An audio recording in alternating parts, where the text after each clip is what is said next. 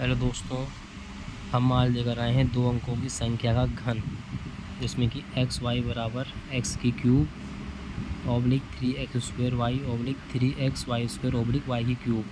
ये हमारे पास संख्या का घन निकालने का फॉर्मूला है। तो पहले हमारे पास क्या है, 14 की क्यूब है और हमें यहाँ पे x बराबर 1 और y बराबर हमने 4 मान लिया है। तो जैसे कि हमको निकालना है, 14 की क्यूब निकालनी है, तो x बराबर 1 और y बराबर हमने 4 मान लिया है।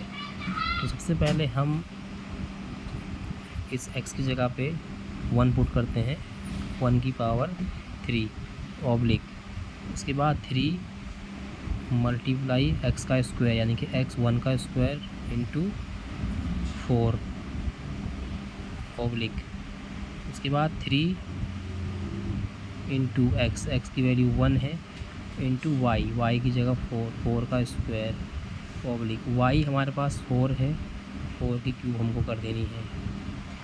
1 की क्यूब अगर हम करेंगे तो 1 की क्यूब का मतलब ये होता है कि 1 को यानी कि 1 को हमको 3 बार आपस में गुणा करनी है, तो 1 गुणा 1 गुणा 1 आएगा। और यहाँ पे जैसे कि 4 की क्यूब करनी है, क्यूब का मतलब है कि खुद हुई संख्या को 3 बार खुद से गुणा करना है। 4 गुणा 4 गुणा 4, देखो जैसे कि 4 चौको 16 और 16 चौको 64, तो 4 की क्यूब हमारे पास 64 हो जाती है। उसी प्रकार आप देखिए 1 की क्यूब 1 होती है ऑब्लिक 3 की गुणा, देखो 1 से करेंगे 1 का स्क्वायर 1 होगा, 3 कम 3 और 3 चौको 12, ये हम इसको ऐसे कर सकते हैं अभी फ़िलहाल।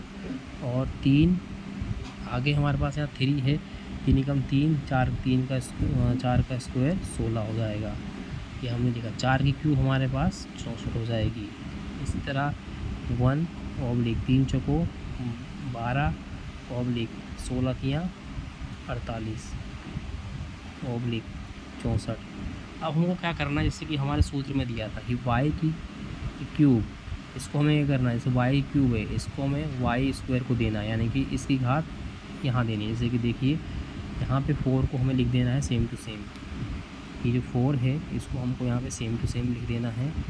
देखिए जो 6 है, अब 6 में से क्या होगा, यहाँ पे 6 और 8 14, 6 और 8 होता है 14, 14 का 4 कैरी बचेगा 1, कैरी यहाँ पे बच गया 1, तो हमने साइड में इसको लिख लिया।